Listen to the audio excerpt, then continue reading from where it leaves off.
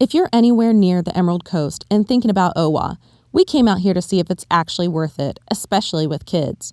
And I have some thoughts because there are some great parts and a couple things you should know before you come.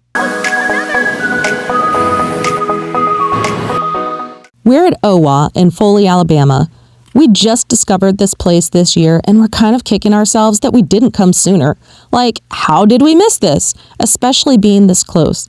OWA is a mix of everything. You've got an amusement park with rides, a water park, areas for younger kids, food, shopping, all in one place. You can do a quick day or make it a full day and not run out of things to do. It doesn't feel overwhelming, but there's still a lot going on. The rides are a good mix. There's one big coaster in the middle. It's the main attraction. My husband rode it and said it's pretty bumpy and a little jerky, but the kids love it. So just know that going in. It might not be everyone's favorite, but it's definitely popular. Then you've got a lot of rides in that middle range. Not super intense, but still fun enough that it doesn't feel like it's just for little kids. There's one ride that's kind of spooky and interactive. It feels like a mix between Haunted Mansion and something like Buzz Lightyear or Toy Story Mania, where you're playing along while you ride. It's a fun break from the bigger rides, and I will say I am definitely more of an observer from the sidelines. I just enjoy watching the kids have the best time on these rides. I know my limits, and I'm trying to have a great day, so I'm not spinning and getting tossed around all day. Whoa! But that's the nice part.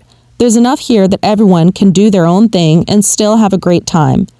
And I will say, this might be a little sacrilegious, but one of my daughters said she actually liked OWA better than Disney. Mostly because the crowds weren't as big and she could ride things over and over again. And I kind of get it. The water park is a big part of this. There's a large wave pool. It feels huge when you're in it. Then there's that walk-in, beach-style entry pool, which is great, especially with younger kids. You're not jumping straight into deep water. You can ease into it. There's a lazy river, which is always a win when you need a break. And then the bigger slides, including the trapdoor ones, which I got talked into doing, and I screamed about the entire way down. Full panic, questioned all my life choices. So if you're into that, go for it. If not, maybe just watch. They do have changing rooms, which makes it easier if you're going back and forth between the water park and rides. And one thing we've learned, we like to do the dry rides first and then hit the water park after. That way, when you're done, you can rinse off, change into dry clothes, and head out. Or just throw something on and bounce. It makes the exit a lot easier. And one quick tip, you can bring reusable water bottles. Just make sure they're empty when you come in, because we had to empty ours out. It makes the day smoother once you know that.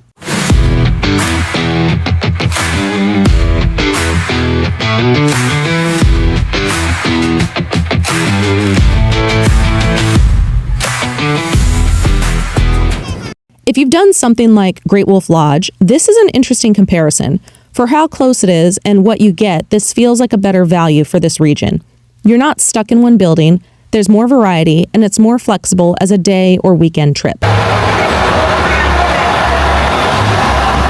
They have cabanas you can rent if you want a home base for the day, which is great if you're planning to stay a while. We actually did that when my in-laws came, and it was clutch. They had a place to sit, cool off, and take a break without feeling like they had to keep up with everything. It makes the day easier, especially if you've got a mix of ages or people who want some downtime. And there's a huge outdoor screen, which adds a cool atmosphere. It feels more like a resort than just a park.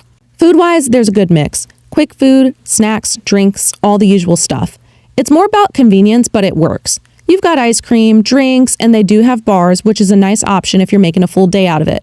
And my husband is obsessed with the frozen bananas, the chocolate-covered ones with peanuts. He gets one every time.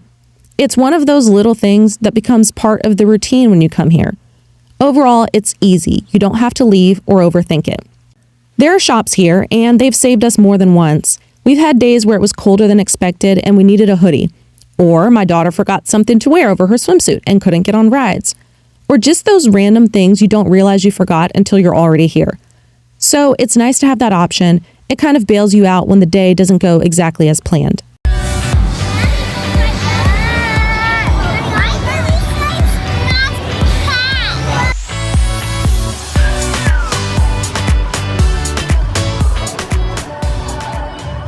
There's a Marriott right down the road that's affiliated with OWA. If you're coming from out of town, you can stay nearby, use points, or book it like a normal stay, which makes it easy to turn this into a full weekend. If you're local, you don't need to stay overnight, and that's one of the best parts. This is an easy day trip.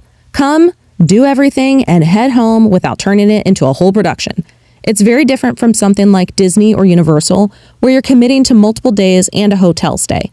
This is just go, have a great day, and head home. They have different passes, and if you're local to the Emerald Coast, there are discounted options for certain counties.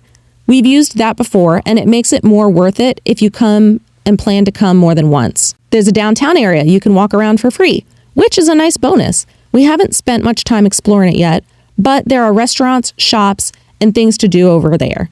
It makes the whole place feel more like a destination and not just a theme park.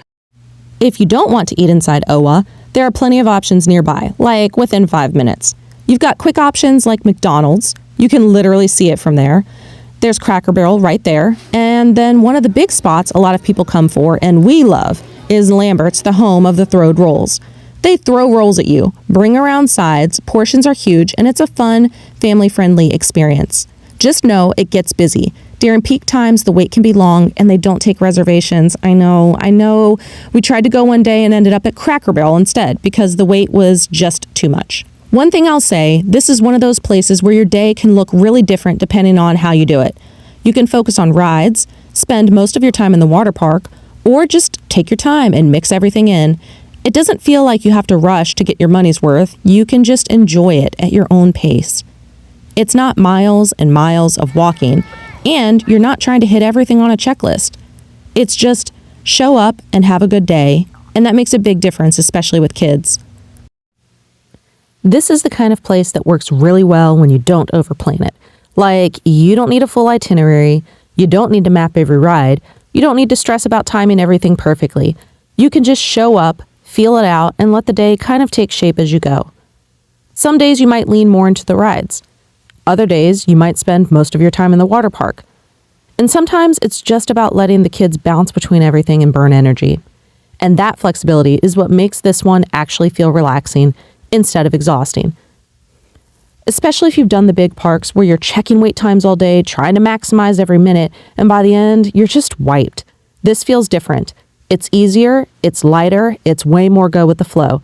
And with kids, that matters a lot. Bottom line, if you're within driving distance or already on the Emerald Coast and want to do something different, this one definitely makes the list. Follow along for more Emerald Coast spots. We'll see y'all soon.